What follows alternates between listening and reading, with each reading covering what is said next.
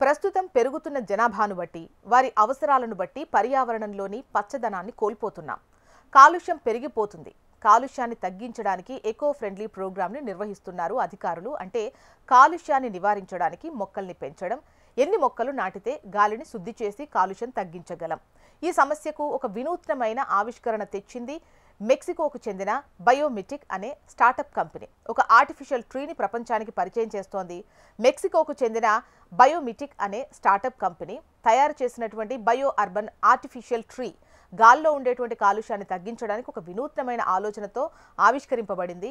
ఈ artificial tree సహజమైన చెట్ల వలె గాలిని శుద్ధి చేయడంలో సహాయపడుతుంది. ఇది పెరగడానికి స్థలము, టైం అక్కర్లేదు. బయో అర్బన్ ట్రీ 14 మీటర్ల ఎత్తు, సుమారు 3 మీటర్ల వెడల్పు ఉన్న ఒక లోహ నిర్మాణమైన చెట్టు.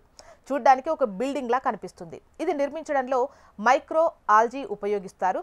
ఇది కార్బన్ డయాక్సైడ్, నైట్రోజన్ ఆక్సైడ్ కారకాలను శుద్ధి చేసి ఫ్రెష్ ఆక్సిజన్ను రిలీజ్ చేస్తుంది. ఒక బయో అర్బన్ ట్రీ సుమారు 368 సహజ చెట్లతో సమానమైన కాలుష్యాన్ని నివారించగలదు. ఒక రోజులో 2890 మంది పీల్చే గాలిని శుద్ధి చేయగలదు.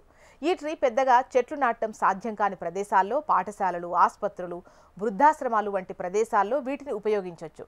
బయో అర్బన్ ఆర్టిఫిషియల్ ట్రీ యొక్క ధర సుమారు $50,000. మన కరెన్సీతో చూస్తే 42 లక్షలు. బయో అర్బన్ ఆర్టిఫిషియల్ ట్రీ అనేది సిటీ కాలుష్యాన్ని నివారించడంలో ఒక వినూత్నమైన ఆవిష్కరణ.